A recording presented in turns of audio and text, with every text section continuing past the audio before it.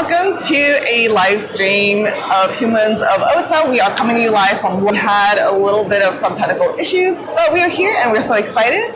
My name is Reese. I am a Senior Developer Relations Engineer at New Relic, and I am joined here by my lovely industry colleague, Adriana, and Marylia, who is our first guest. Adriana. Hey everyone, thanks for tuning in. My name is Adriana Villela. I work alongside Reese and Hi everyone, my name is Marylia Gutierrez. I am a staff software engineer at Grafana Labs, and also in OpenTelemetry I work in a few different groups. I am a maintainer for the contributor experience, and I'm an approver for, if you will, earlier about all the different parts that you're involved in, and we're really curious because you started as an end user, and then eventually started contributing. Yeah. And so we would love to.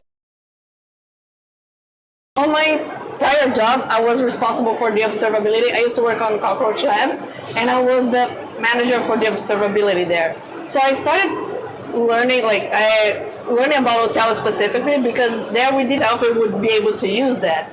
We were like, maybe someone wants to see some of those things outside of the database. So we created some endpoints here and there, but it was very basic stuff. This team is to work only on OpenTelemetry. So your focus is just OpenTelemetry, so this is my day-to-day. I can have fun and just be on it. That's awesome. I actually didn't realize that. That's so cool. And what was that new, Java and .NET? And we want to make sure that all SDKs are on the same level, and the other two were a little here. What are the things that we can add? So we have owner for the Postgres plugin that I was already touching in there. Yeah. That's awesome. And actually, you gave a talk yesterday about database monitoring. Exactly. So one of the other big ones. So fresh news. This week we released the release candidate 2. So that means by the end of the month we're gonna mark as stable, so people can really start using without any concerns. So you mentioned that you're in the semantic convention sig for databases, and there's a general semantic convention sig. Correct. What is it about the database semantic convention sig that's sig spun off? Yeah, so usually you have the general semantic convention, and on that one, you have sometimes people from all of the other semantics that can give an update, discuss this particular name of the metric, and spend an hour. When you have a lot of people on the code, they're not related to databases, so they don't have any input to give.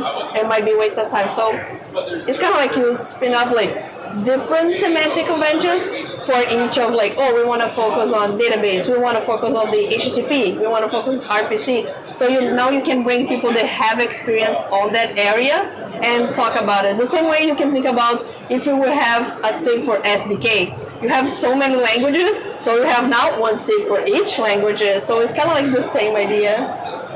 Yeah, it helps keep it the work focused and easy to prioritize. Yeah, and then we can always have the updates that we can bring to the main semantic one, because when they generate a version is for all semantic, it's not specific for the database. So you just merge that repo, and whenever new version come in, might be bringing updates for the database, might be from the HTTP and so on. So we just can bring the update to the main one, saying hey, this one we're marking as stable, we have these updates and things like that. And then you mentioned, and I'm glad you were able to rattle off the long list of titles that you have in the community, because I was I am not going to remember all these, but they're so cool. So there's different titles. There's approver, triager, then approver, then maintainer. Okay, perfect. And could you explain to us briefly what's the distinction between each role? Yeah, so you started first as a contributor. So you can become a contributor not being a member of CNCF at all. So when you do a couple of contributions, you ask to become a member, which is something I think everybody should do if you're doing, because it's very easy to join. Yeah. You just have to open a PR saying hey, I want to become an official member of CNCF. And then Otel. And then you are you're officially a contributor. Then you pick something that is more interested to you. So for example, I really like this language, or I really like this specific component. Start joining the SIGs just to learn more about it, see how you can help. And when you start really helping out, start reviewing PRs, putting comments, creating issues for things that you find.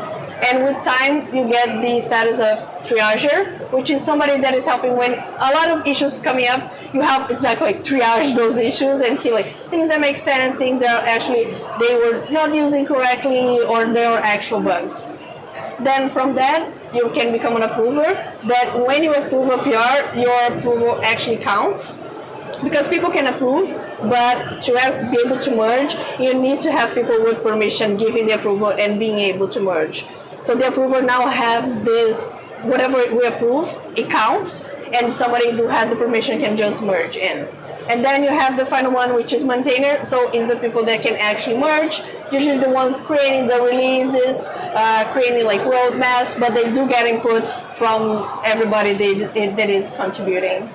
That's so exciting. That's really cool. Thanks for the overview. And the other thing that we wanted to ask, you mentioned that you're working in the Portuguese localization. Yes. Talk a little bit about that. Like, talk about why it's important to have localization, how you got involved with that specifically, how that's been. Yeah, so I think it is really important because it's a barrier, like the language, and it's already hard for you to like completely learn something completely new, like on tech.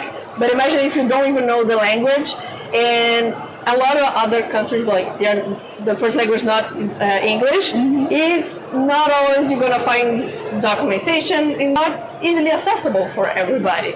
So actually I started like a while ago, I created like my own blog post, and I was like, everything that I'm creating there, I'm gonna create. And there were people that actually met when I did like conference during like DevOps days in Brazil, and there was that group. So I started like, oh, I'm gonna help them out. So I like to like review a lot of the things, and the good thing is a lot of things in English that you learn like just experience living. So I can help out with like the translation, like the localization, and also decisions like what are the things that you don't translate at all, because we're gonna say tracer, we don't. That makes sense, because at the same time you don't want to translate everything, because then when they're gonna search, those words don't exist anywhere. But we have a lot of but yeah, I think it's like really good to just break this barrier and bring a lot of people that would have no idea. Yeah, that's so great. That's a lot of work. I guess in some ways, has it like improved your Portuguese as a result? So yeah, it's always funny because like living outside for so long, and sometimes I'm gonna give a talk like in Portuguese, and I was like, is it here so I know what the right thing to use? But it's always a challenge. But we also try to, because there's not only Portuguese, we also have like people work on the Spanish, French, and Japanese. So doing completely different than the French. You know, we also have this thing like, which is like similar to the SIG. So we have the documentation one, but we have different groups. So we have every time a docs page comes out, you like the localization SIGs translate? Yeah, so that is the idea. So right now, people are accessing more things like that. So we start with those ones. Smart. And like the same thing for SDKs. I see which ones people are like downloading more. So somebody might come in and do an update on the original one. So we do have something to, because part of when you do a localization, there is a new kind of like tag that you had to put saying what was the commits that you translated. Okay. Because it's really hard for people to know that somebody did an update somewhere. You have to really be paying attention. So the idea is to have something that would tell us, hey, those are behind, just catch up and things like that. So we were always up to date. And oh, sorry, go ahead. I was just curious because when I was asking you, all your different, that was like the first time I'd heard of that specifically, because I know we have like translated some of our documentation, but I didn't realize there were like specific teams working on these languages. Yeah. So the localization SIGs, they are only translating documentation, or what all is involved? So it's translated like the official page, like the OpenTelemetry.io. All the pages there are the ones. If you look at now at the top, didn't have anything. Now, if you're looking at the page at the top, you have a select there that you can change the language to the one that you want. see. Okay. So whenever the page is translated, now you have. That is so cool. Learned Yeah. something new today. And I think I even joke that I have a PR with the translation to the Japanese, even though I don't speak any Japanese, and sometimes it was wrong there too. So it's a way to catch up. So it's like, and then when they was like, okay, so I was like, oh, let me see if any other languages translated the same thing wrong. Async or something. okay, yeah, that's pretty big. But it was good that it was just like a word, and I translated and I put a PR and I tagged the reviewers for Japanese. I was like, I don't speak any Japanese. I put in this thing that I think is the right translation. Like there was a part for the translation, but we're even like looking for. We want to add also more examples because we don't have a lot of examples. If there is something like, for example, you never did, so you try it yourself. And you might for the future ones that are coming, that they know like more examples, more things to try it on. Yeah. That was Oh, great. man, this is so exciting. I'm learning all kinds of new things. I know. Yeah. So many things that were like when people ask like, how do I start? Like so many of you're gonna be able to find somewhere something that is interesting. There's always something for you, right? It's just hard. And just try joining, just like listening in. But at the same time, like keep in mind that open source is different than a day-to-day job. Because sometimes when I see people find things, it was like how I don't know. So I found the things that like, oh, they need help with this, they need help with that. And then the things that I already have priorities, like from, even coming like from Grafana, hey, can you take a look at this? Up for grabs, a few repos have them. So we have things like, for example, Contrib Fest that we did here. Yeah. And a lot of them got tagged with Contrib Fest, but not all of them got actually work on. So those are the ones that you know and you're gonna find something. And people in the community are very helpful, like tag them on Slack on the issue itself. They are happy to give you guidance as well. Yes. And I'll do a shameless plug for the end user SIG as well. We are always happy to have contributors. You can find more information in our show notes. We're part of like the end user SIG. Yeah. The other SIG I'm on is the contributor experience. So if you wanna I wanna contribute, like what is missing? So for example, one of the projects that I did that was like how do I start? I don't know how to set up locally. Yeah. There is no like what is the dependency that you need. So there was like nothing there. So I work like as a mentor for the outreach program. Template that all repos could use and started creating like the PRs so people have at least the basic things that they need to just at least start having things. Oh, that's amazing. And really quickly, actually, I want to ask about the contributor experience SIG. Because that one's a relatively new SIG, right? Yes. Can you tell us a little bit about that SIG, how it got started, and how you became a maintainer?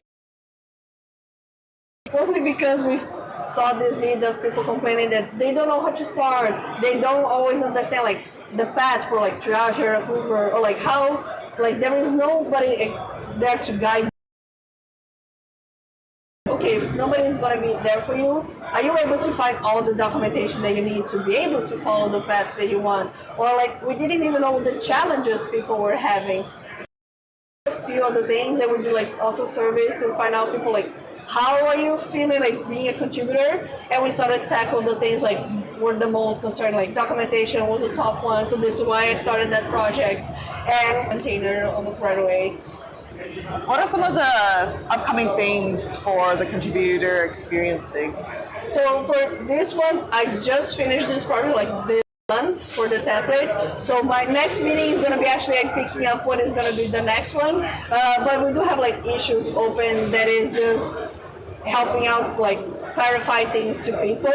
And if anyone like also if you're listening and you have something that is really like bothering you and you need help, feel free to like message us or like open issue directly on the repo. There we can prioritize because we have a list there, but we are just prioritizing ourselves because we don't have necessarily feedback in things. But we act like thumbs up, I really want this kind of thing, and we will be able to put it in first.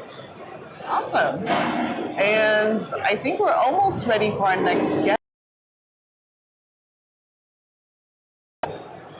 Yeah, I think we're... Yes.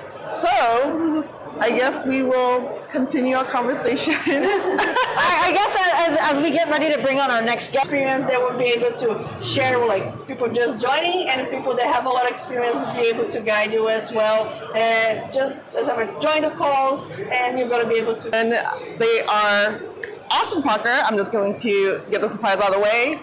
Community manager for OpenTelemetry, and we are so excited to have them on. Oh, How am I still community manager? Wait, are you no longer the community manager? What? You're still community manager? Yeah, I think I am. If you go and check the repo, I probably am. I mean, I do both jobs still, so Dumb.io and a member of the OpenTelemetry governance committee.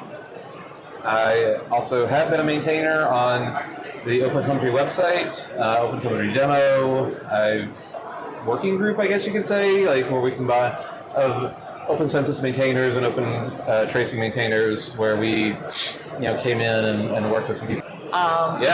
what have you scary. seen as like the biggest changes since things started? Like When we first came to Kubecon, 0-day event, asking people how many people are using Otel, and it's like every hand in the room is going up, right? Like the growth of which was 2022. The project updates room, the project was given like a really small room. It was like pretty packed. Yeah. And over the years, I've seen that room like get bigger and bigger. Yeah. I mean, they probably like a 200 seat room, and there are still people standing in the back, right? There was also a lot of, there was a keynote yesterday that was actually the thing that I've been most excited about. The growth of Otel isn't OpenTelemetry necessarily, but the opportunities that we see other people kind of taking and running with, right? Projects like Percy's, new vendors, new commercial solutions built on top of OpenTelemetry have been really exciting to see. And I think, that's the sort of stuff that you... Yeah, definitely. It's been exciting to see it grow. I remember even like my first KubeCon was Detroit, and there was an open observability day, and then there was an Otel Unplugged with KubeCon North America and EU, which I'm super stoked about. It's super busy too. We had hundreds and hundreds of people show up for those. It was great. Yeah.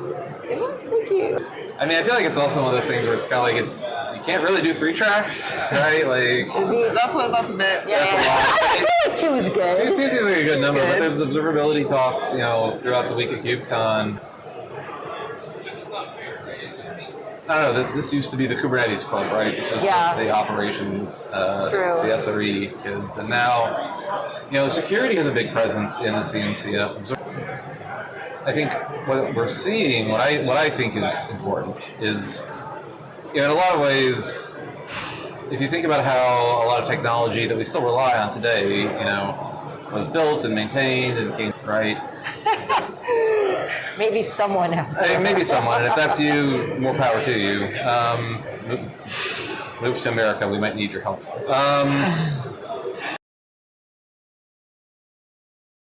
Things became de facto standards through whatever, combination of factors happened, right? Like, I think what's cool about seeing the vendor you happen to use, or so on and so forth. Now, the downside is, in 25 years, my kid's going to come to me and be like, what's this OpenTelemetry crap, Dad? Don't Metaverse OpenTelemetry now? Oh man, so speaking of the future, we were curious about how do you think AI might impact OpenTelemetry? How it might impact? Or have an influence? There's a lot of ways. I think one thing so it's funny because I was just talking to someone about this. A project I've been working on kind of on the side is how to make better docs for LLMs, because the documentation that we write for human beings is really good for human beings, and LLMs are not human beings. They are something else. So you need to kind of give them documentation in a way that is similar to how you would give it to a human, but distinct enough that it's not, it's trickier than just saying like, oh, go read this webpage, right? Because the webpage is a lot of stuff that's for humans. We care about things like font sizes and colors, and we care a lot about sort of the organization of information, and we want to have pages that are single concept, right? So that you can focus on like, what is the goal of this page, and da-da-da-da. But then LLM, there's a distinction. You need you can use, like, one interesting thing, if you think about writing documentation, is you're not supposed to use, even if there's a more specific word, like, use more words, not less, right? You have to kind of hit it at whatever reading level you expect people to be at, even for technical stuff. But with LLMs actually don't have that disadvantage, right? Like, you can give it a very large, flowery word, and if it's the most specific word, that's actually helpful because of the way the semantic search works. Precision in language is actually really important. So you wind up needing documentation that is the same documentation you give to humans, because the concepts need to all match, but is organized and structured in a different way, is much longer, has kind of everything in one big chunk, is optimized for the amount of tokens and the semantic values of those tokens. But the advantage of doing this, right, of thinking about how do I give the LLM documentation, is that LLMs are remarkable, especially if you're using them as part of like AI-assisted coding, are remarkable at reducing toil. One of the things that I think, all of us here have been working in observability for years, and what is like the one thing nobody wants to do? Nobody wants to do a migration, right? You go tell someone like, oh, here's the new thing. They have to rewrite all this instrumentation, all these logs, all this stuff. They're just gonna be like, thanks, I'll pass. It's because it's toil. It doesn't make sense, right? The existing stuff works well enough. Maybe it could be better, but we're not going to go dedicate however many engineers' lives for 3 months to rewrite all of our logging statements. But what if you just have an AI do it, right? The AI doesn't care. It doesn't complain. If you give it good instructions and good rules, it's able to, make pretty good decisions. And it's not like you're replacing human effort, right? You're not replacing the programmer. You're not replacing the people that are responsible for maintaining the system. You're easing the burden of modernizing what they're trying to do, and so you're actually benefiting those people a lot. Because even with improvements in AI-powered anomaly detection, whatever, right? Like, we've been doing AI and observability for a while. LLMs just advance a little bit, maybe a lot bit. We'll see. But even non-AI stuff, right? If you think about traditional sort of anomaly detection and heuristic-based detection, it's still machine learning. LLMs are machine learning. It's all machine learning. We've been doing machine learning for a while. And when you get to a certain size and complexity of your systems, you have to have it because there's just too much data for humans to process and go through. So let's figure out how we can use, that to me is like the impact of AI on observability on OpenTelemetry, is we can make it easier for the AI, make it easier for your observability tooling to understand Otel and interpret what's happening in your system better, and at the end of the day, give you more time to do. We had talked about Otel project updates, which took place yesterday, right? That sounds right. I'm losing track. It was yesterday. Melt. That doesn't sound like a good bagel. I wish it said bagel o'clock. This is probably a great visual bit for the. Yeah. And it attracted my attention ever since I came up here, and now it's like I've been obsessed. I've been waiting for the appropriate moment to drop the bagel clock into the conversation. You did it. There you go. This is what we call commitment to the bit. Yes. All right, project update. Project update. So, can you give folks a brief? OpenTelemetry right now is the second or first biggest project in the CNCF, depending on how you count it. Ooh. But companies contributing across dozens and dozens of repositories. We're maintaining APIs, SDKs, tools in a dozen plus languages. A lot's going on, right? And at this point, the project is really too big almost to have kind of a single narrative of whatever we're doing. But there's a few areas that we wanted to focus on.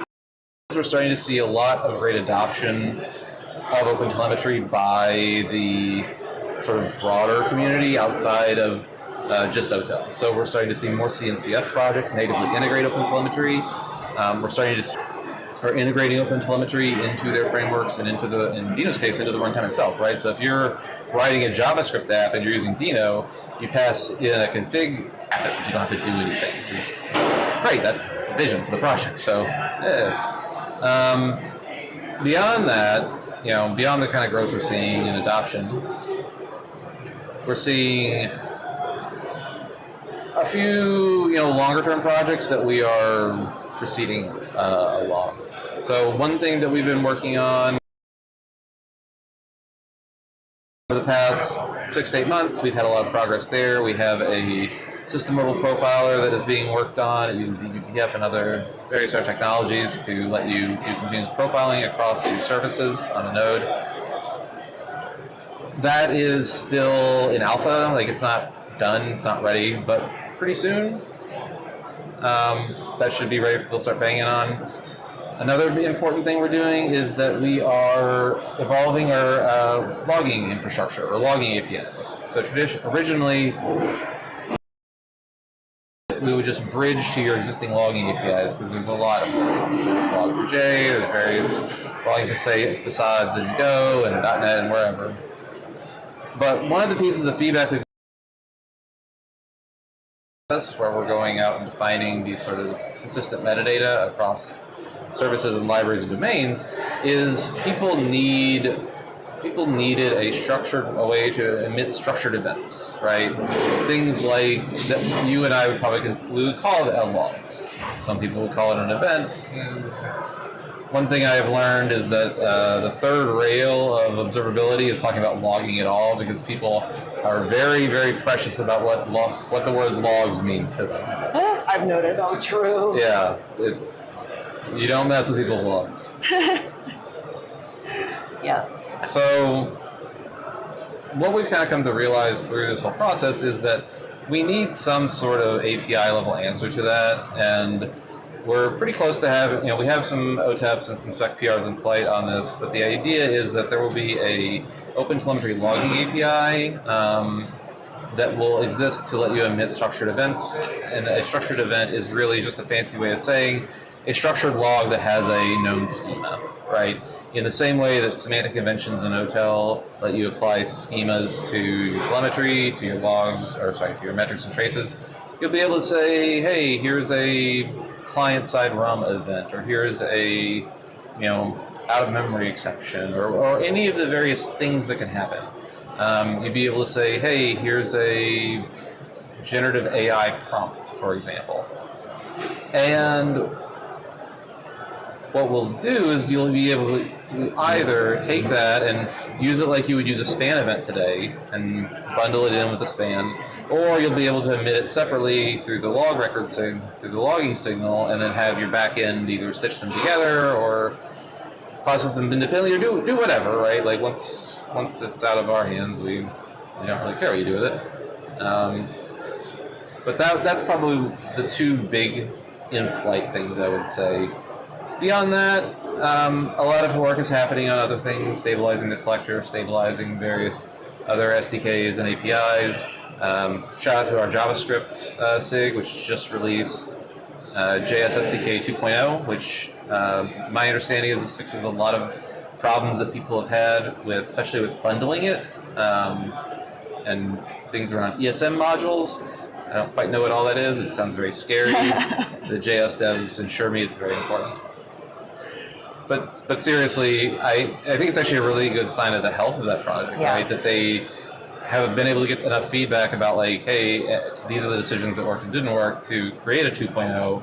And then for an end user, I was actually talking to someone Sunday at Cloud Native Rejects about this, who maintains a integration into OpenTelemetry into his company's product. And he was like, oh yeah, the migration was like 5 minutes, right? Wow. Because the API and the SDK are independent in Otel. Yeah. So an SDK change is really very, it's not it's not a lot that you have to do to take those updates. So that's something that we're, obviously other maintainers may or may not decide to do it, but we're, it certainly seems that a lot of maintainers are thinking about, maybe it's a good idea to go back. It's been 5-6 years, right? Like, you can learn a lot. You get a lot of great feedback over that time, and there's things that we would probably do differently in every language if we had a do-over. So thanks to the Otel architecture, you can kind of get that do-over, which is cool. That's great. How are we on time? I'm not sure. Because we have, how are we on time, producer? Well, I guess this could be a good opportunity for us to plug some upcoming stuff like Hotel Community Day. Yes, Otel Community Day in Denver, Colorado, coming up this summer, June 26th. June 25th or 26th. Yeah, it's the same week as Open Source Summit. Yeah, same week as Open Source Summit. Go look on the web. The CFP is close to that, unfortunately, but we will be. We should be announcing the schedule on that here pretty soon. Even if you aren't planning on, not planning on speaking, highly recommend everyone that's in the U.S., North America, to come out to that. It's going to be a great event. We are also, no promises, but we're trying to do a community day in Europe this year. So stay tuned. If not this year, definitely next year. Is it going to be part of Open Source Summit EU, or that would be the plan, but nothing's set in stone. But we've definitely, one of the fun facts at the project update is that about 50% of our contributors are actually not in the US, in Otel. And we've seen, now that's US and then everywhere else, right? So, but if you look at, if you break it down by like region, so you go like North America, EMEA, APAC, other, then we've, like the line for EMEA is just like doing this, and the US one is kind of doing this a little bit. So they're starting to get closer and closer together. But we've definitely, one of the things I always love coming to Kubecon EU is we have so many, our user community is so vibrant here. We have so many maintainers whose work is just fantastic. And we really want to support our European end user and contributor community. So we're very strongly going to be figuring out how to do a European Community Day. Awesome. Oh, that's awesome. Yes, I always love the vibe at the KubeCon EUs. It's just, it's great. Very vibrant. You get the bagel clock, you get real espresso. And I think at the keynote, they mentioned this was the biggest KubeCon so far, 12,000 people. Yeah, over 13,000 people. Over 13,000? That's the number I heard. Damn, that is wild. Yeah, no, and it's like, how's your KubeCon? And they say, it's like, oh, it's my first. And I'm like, you're going to have that. Bring lots of water. Bring lots of water. But I love that we're still, new people are still coming into this community, right? That we're still really cool to see the growth of,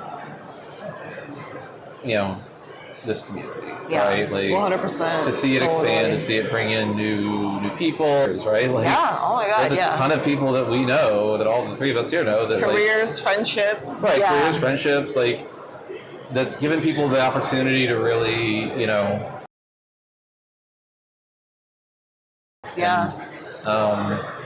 that's neat. Yeah. Also, it feels like a family reunion every time we're together, right? Yeah, no, it's great. It's like a family reunion with like 10,000. Yeah. So it's a bunch of batteries, and then we get on the other side. They have the retail technology exhibition. Yep. They actually get a red carpet. Very loud buglers walking around, which was exciting. It was. Definitely unexpected. Yeah, I know. We were walking yesterday, and we're like, where's the tube? It was like there's actually two stops. Yeah, there's a station at either end. Yeah. And I heard that it's actually faster, if you time it right, to take the tube. If you hit the, it also depends on where you start from. But if you're from door to door, it's definitely faster. Yeah. It's nice you just tap in and out there. So. Yeah. Oh, I know. Yeah. It's really the Oyster card. I discovered that. Oh, is that better than the? I just use Google Pay. Yeah, you can use your phone. Yeah, you can use your phone. Yeah, works well. Yeah. We have that in Toronto. I mean, we have Tap in New York. They finally it's Omni now, OMNY instead of.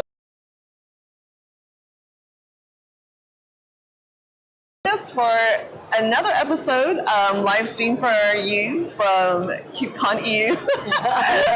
Sorry guys, it's been a long week. Thank you so much for joining us. We will have our lovely guests. Again, I'm Reese. This is Adriana. Thank you so much, Austin, for being here, and Marylia for being here earlier. And also shout out to our behind the scenes.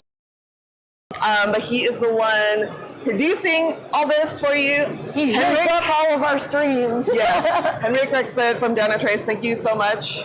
And we will see you next time. Woo.